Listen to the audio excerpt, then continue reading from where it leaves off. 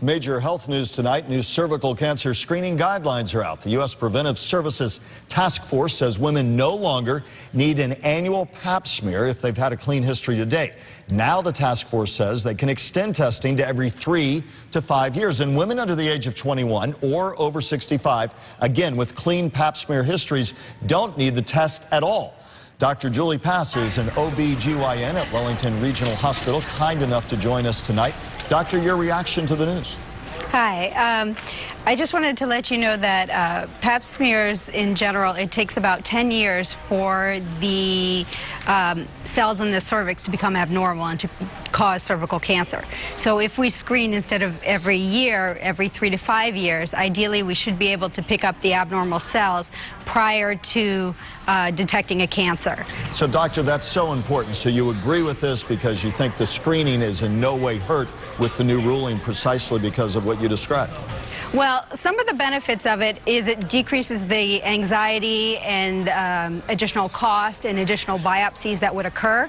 However, there are some things that a lot of doctors are concerned about with the increased testing.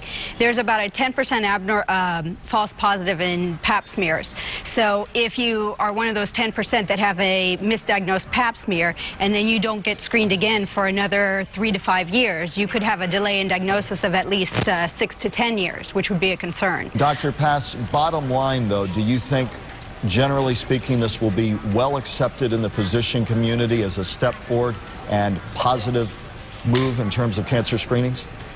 I think it's going to take a little bit of time for the physicians to accept, to necessarily agree with the recommendations. However, most of the physicians in the community are very careful about following the guidelines correctly. So if the studies have been done and it does look like it's the guidelines need to be changed, we are all going to go with it and change the guidelines. You remember well when mammogram guidelines changed, a big uproar over insurance, whether they would still have the same insurance coverage when women went for their mammograms. Do you worry about the same thing here, that there'll be a lot of concerns about what insurance will or won't cover with changing guidelines? And some women who may need more frequent testing who can no longer get it under these new rules.